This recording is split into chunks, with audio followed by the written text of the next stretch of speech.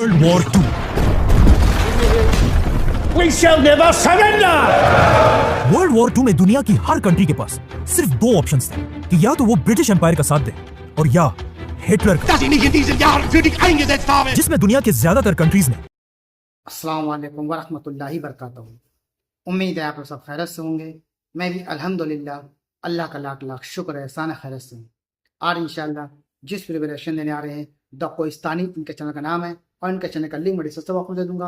आप लोग इनके चैनल को सब्सक्राइब करिएगा और मेरी वीडियो को एंड तक देखिएगा। दोस्तों, हम सब जानते हैं ईरान और इजराइल की जंग चालू है। सबसे अहम मामला ये है कि ये जंग क्यों चालू है। इसके लिए हमें जानने के सच बहुत पीछे जाना पड़ेगा, यानी कि वर्ल्ड वॉर 2। उसमें ये पूरी हकीकत हम जानेंगे कि अमेरिका और इजराइल है या ईरान है, ये क्यों इस तरह से मतलब आज के दौर में तमाम कंट्री मुस्लिम छोड़ के ईरान के ही पीछे क्यों पड़े हैं। तो आइए जानते हैं पूरी हकीकत, पूरी सच्चाई इस वीडियो के जरिए से। तो वीडियो को एंड तक जरूर देखिएगा, ज़्यादा से ज़्यादा वीडियो को शेयर करिएगा, चैनल पर नए हो तो सब्सक्राइब करिएगा और अपनी कीमती राय कमेंट बॉक्स में जरूर बताइए करिए, जो भी आपकी राय हो इस वीडियो के जरिए से। तो चलिए बिना देरी पहले वीडियो स्टार्ट करते हैं, फिर इंशाल्लाह बात करते हैं। World war 2। We shall never surrender. World war 2 में दुनिया की हर कंट्री के पास सिर्फ दो ऑप्शंस थे कि या तो वो ब्रिटिश एम्पायर का साथ दे और या हिटलर का, जिसमें दुनिया के ज्यादातर कंट्रीज ने ब्रिटिश एम्पायर का साथ दिया। लेकिन उस वक्त ईरान के बादशाह ने ब्रिटिश एम्पायर को छोड़कर हिटलर के साथ हाथ मिलाया, जिसके बाद ईरान और जर्मनी बहुत ही क्लोज दोस्त बनने लगे और ये बात ब्रिटिश एम्पायर को बिल्कुल पसंद नहीं आई। इसीलिए ब्रिटेन ने हर तरफ से ईरान पर हमला कर दिया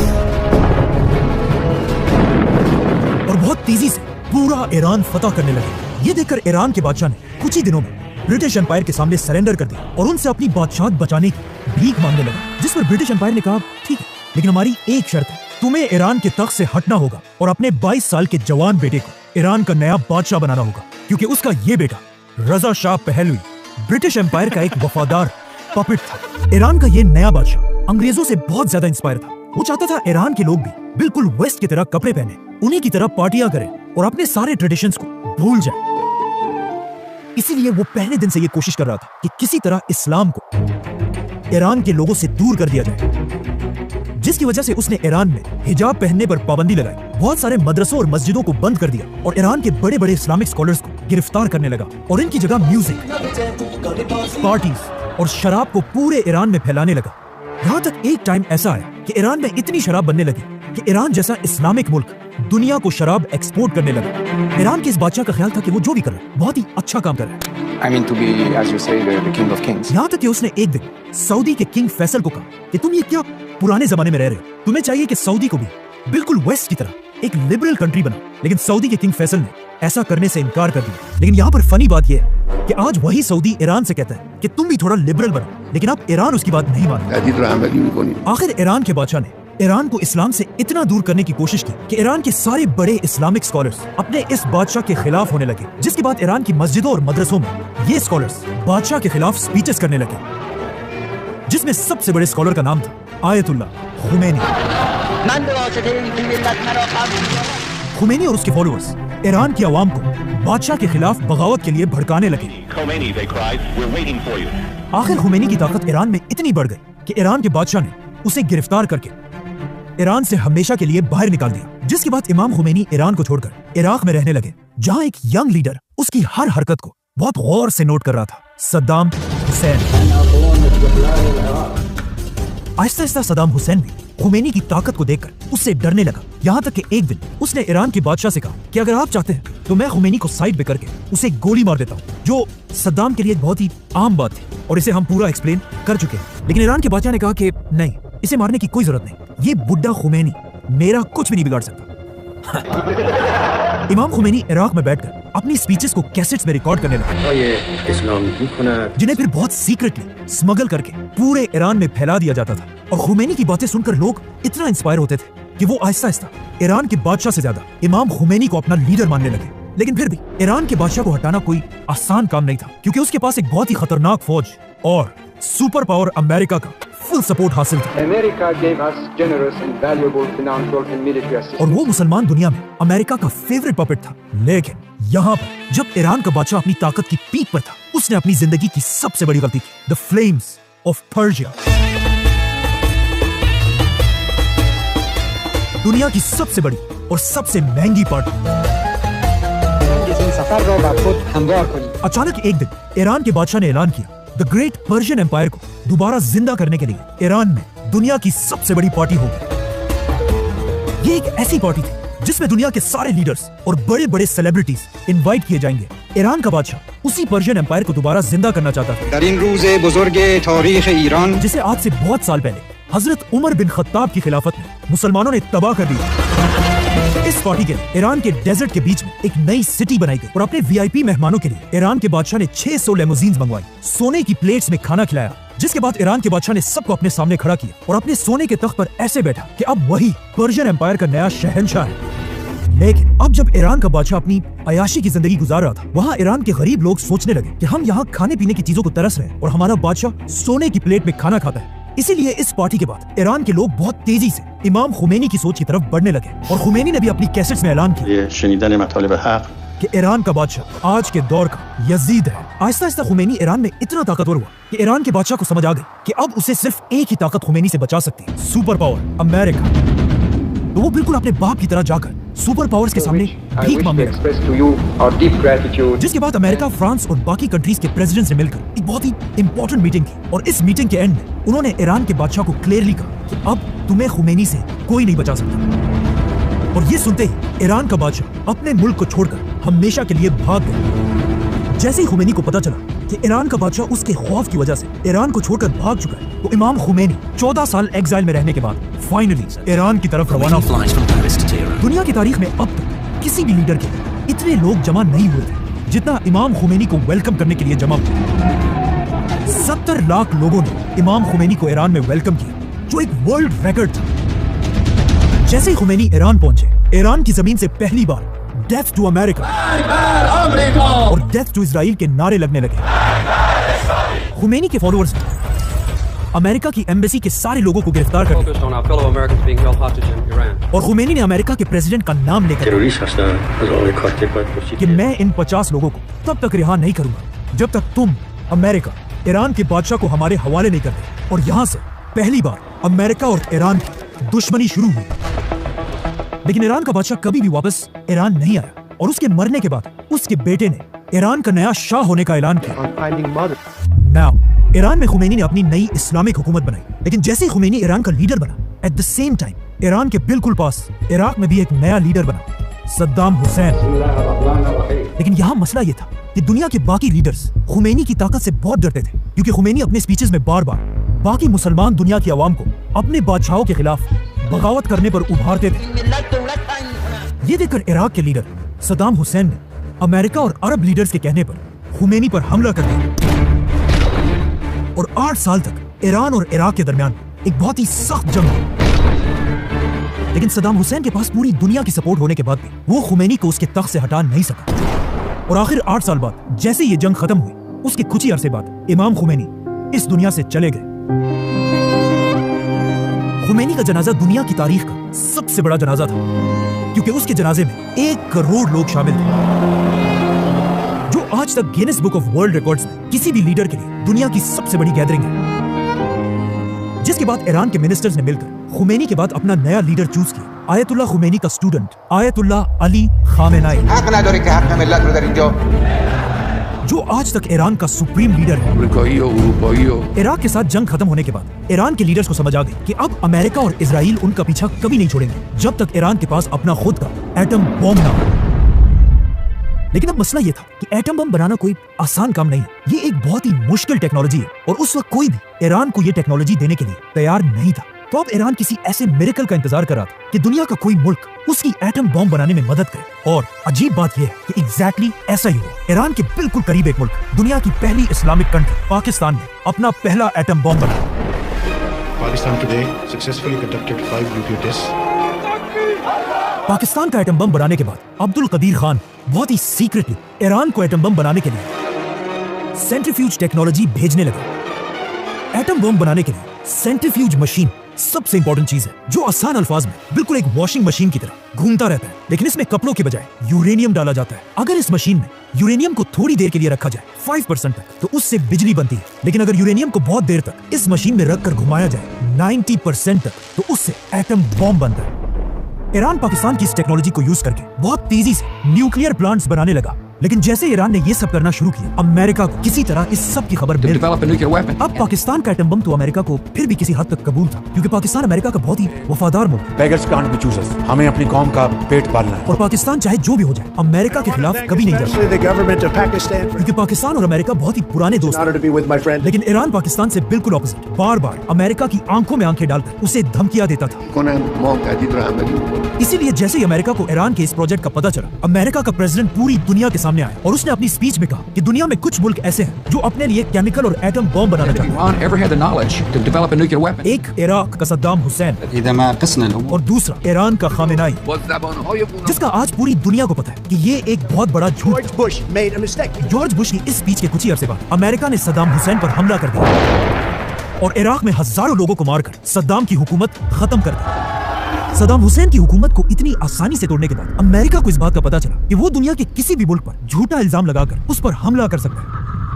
इसीलिए अफगानिस्तान और इराक पर हमले के बाद अब अमेरिका का अगला शिकार ईरान था और अमेरिका बार बार दोबारा ये झूठ बोलने लगा कि ईरान के पास एटम बॉम्ब्स हैं, जिसके बाद अब पूरी दुनिया की नजरें ईरान के लीडर आयतुल्लाह खामेनाई पर थी। और ये ईरान पर हमला करने का बेस्ट टाइम था, क्योंकि ईरान के एक तरफ अफगानिस्तान में अमेरिका की बहुत बड़ी फौज थी और ईरान की दूसरी तरफ इराक भी अमेरिका की फौज से भरा हुआ था। मतलब अमेरिका ने ईरान को हर तरफ से घेर लिया था। तो अब पूरी दुनिया की नजरें ईरान के लीडर आयतुल्लाह खामेनाई पर थी कि वो किस तरह अपने मुल्क ईरान को सुपर पावर अमेरिका से बचाएगा। और यहाँ पर खामेनाई ने एक ऐसी बात की जिससे अमेरिका के पास ईरान पर हमला करने के सारे बहाने टूट गए। खामेनाई, जो इस्लामिक दुनिया का एक बहुत बड़ा स्कॉलर है, उन्होंने एक फतवा दिया कि इस्लाम में मुसलमानों के लिए एटम बॉम्ब बनाना हराम है, क्योंकि इस्लाम तो हमें यह सिखाता है कि जंग के मैदान में भी किसी भी बच्चे, बूढ़े या औरत को नहीं मारा जा सकता। इवन जंग में दरख्तों को भी काटने की इजाजत नहीं है।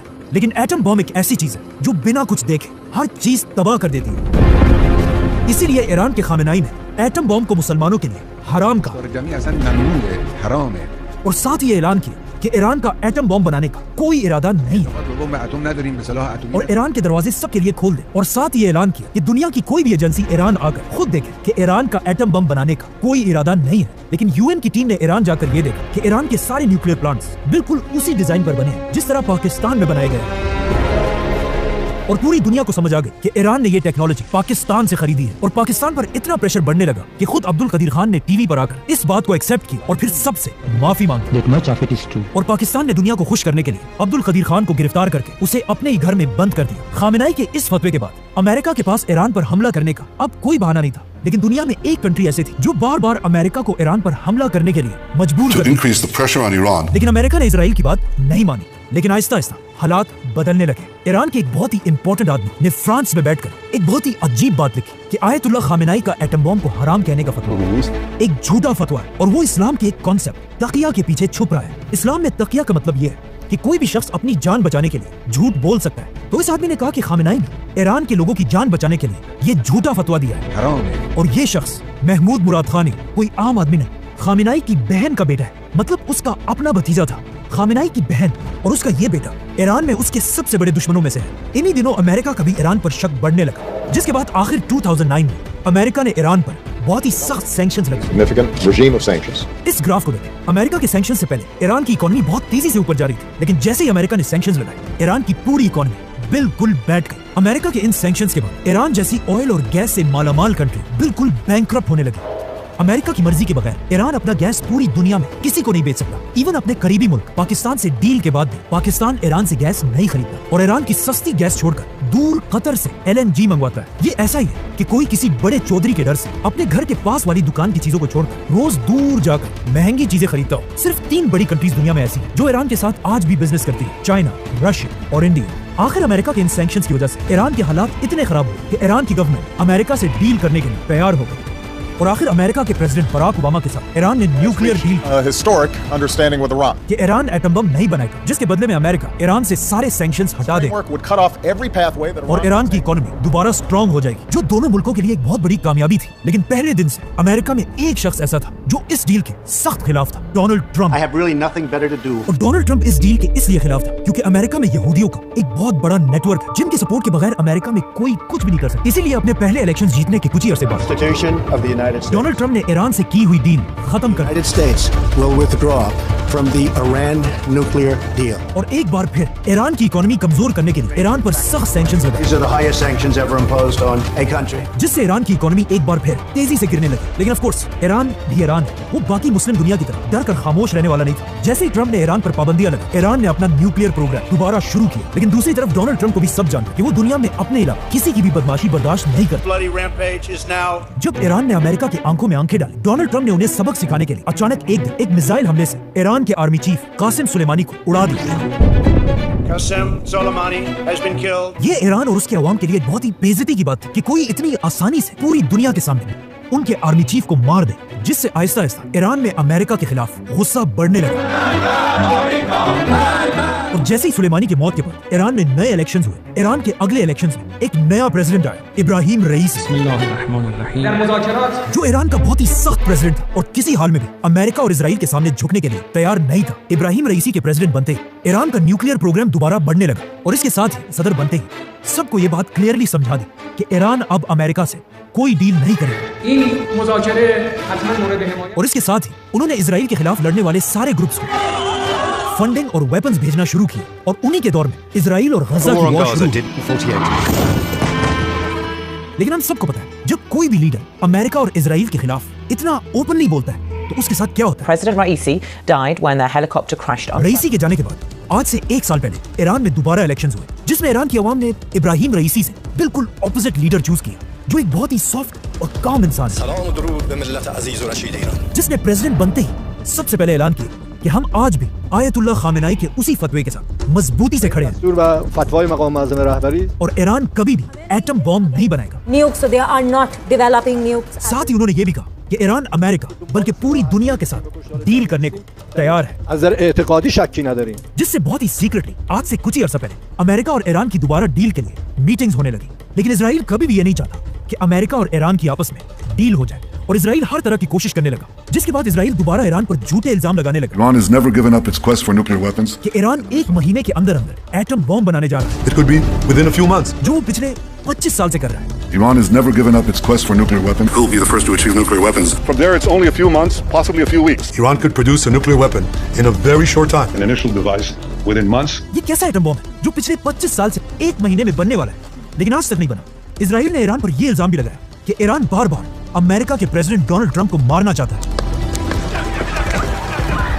इसीलिए आज इजराइल ईरान पर हमला करके ईरान के हर उस शख्स को चुन चुन कर मार रहा है, The top advisor to Iran's supreme leader has died after being. जो अमेरिका के साथ डील करना चाहते हैं। और इन हमलों से इजराइल यही कोशिश कर रहा है कि किसी तरह ईरान गुस्से में आकर कोई ऐसा गलत कदम उठाए जिससे सुपर पावर अमेरिका ईरान पर हमला कर दे और आज से बहुत साल पहले बनने वाली आयतुल्लाह खुमैनी की हुकूमत टूट जाए। सब तो दोस्तों, ये था हमारा एक्शन जो आपने देखा।